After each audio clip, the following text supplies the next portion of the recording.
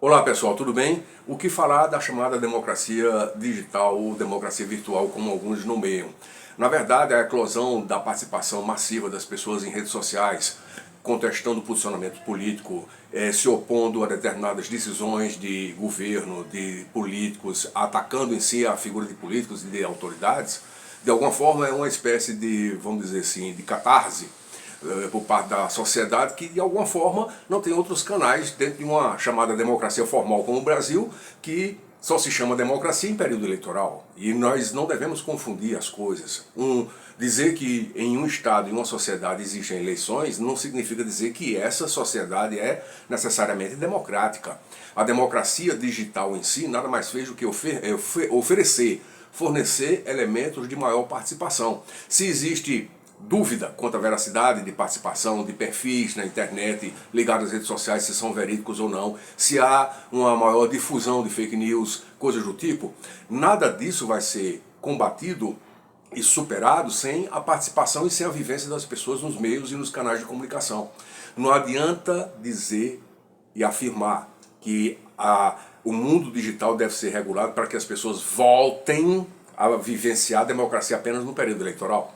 Nós sabemos que não é assim que se resolve as coisas e a democracia não é só a democracia redutível ao período eleitoral. Não, nós temos que compreender que, inclusive, existem instituições democráticas que fazem com que a democracia funcione dentro dos limites formais de uma Constituição. Nós temos, por exemplo, o Ministério Público.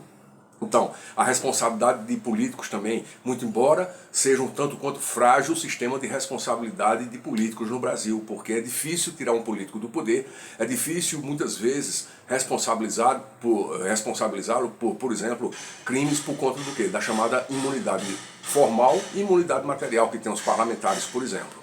Então, a democracia digital, mesmo que ela venha a ser estruturada através de alguns canais que são disponibilizados hoje pela Câmara dos Deputados, que tem um canal de participação das pessoas para, inclusive, opinarem sobre o projeto de lei, não necessariamente vai tornar a democracia mais efetiva.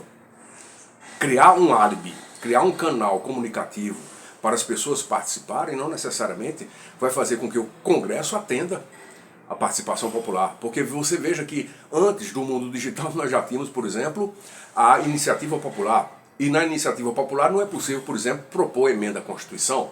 E a iniciativa popular, ela se perfaz através de quê?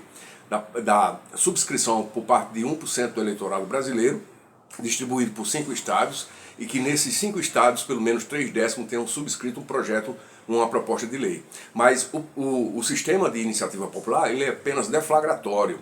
Chegando na casa do povo, que é a Câmara dos Deputados, lá eles vão decidir se dão continuidade ou não ao projeto. A não ser que uma comissão, um grupo de parlamentares, um deputado isoladamente, aceita aquele projeto. Então, essa democracia semidireta, ou uma democracia mais participativa que nós poderíamos ter aí, nesse sentido, na realidade, ela é assim, afunilada. Por quê? Porque mobilizar a população, inclusive fazer com que as pessoas se conscientizem da importância de a elaboração de um projeto de lei ou da mutação de uma legislação, é um processo árduo. E, além disso, depois de completado todo esse processo, ainda vai esperar justamente o que é a boa vontade dos parlamentares de darem continuidade a um projeto como esse.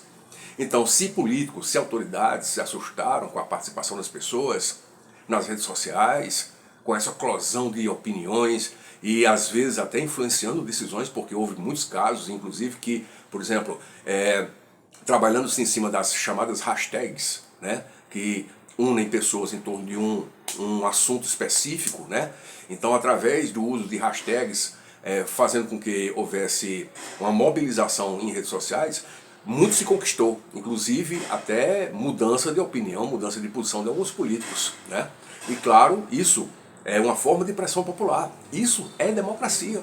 Então, por exemplo, se um determinado candidato à presidência do Senado foi, entre aspas, queimado nas redes sociais, é porque as pessoas entenderam que ele não era o ideal e, inclusive, foi deixado de lado, desistiu da candidatura.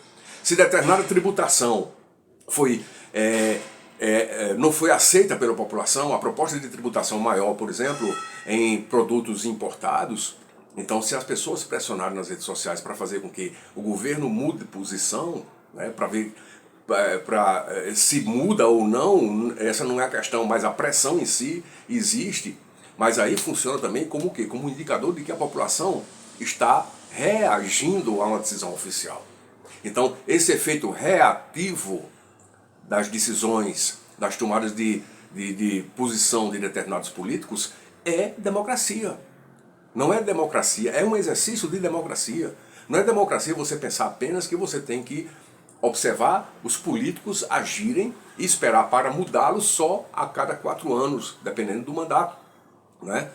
Então, claro, nós temos eleições a cada 2 anos, mas os mandatos são, em regra, a cada 4 anos, exceção para o Senado Federal, que são 8 anos.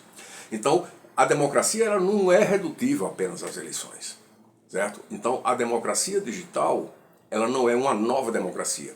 O mundo digital está oferecendo novos mecanismos para o exercício da democracia. O debate é bom, é importante e, claro, existem questões polêmicas, sim, mas nós não podemos simplesmente nos acomodar numa visão muito, vamos dizer assim, retrógrada, impedindo que mudanças importantes aconteçam no mundo político, né? Através, inclusive, das ferramentas oferecidas pelo mundo digital. Um abraço a todos e até a próxima.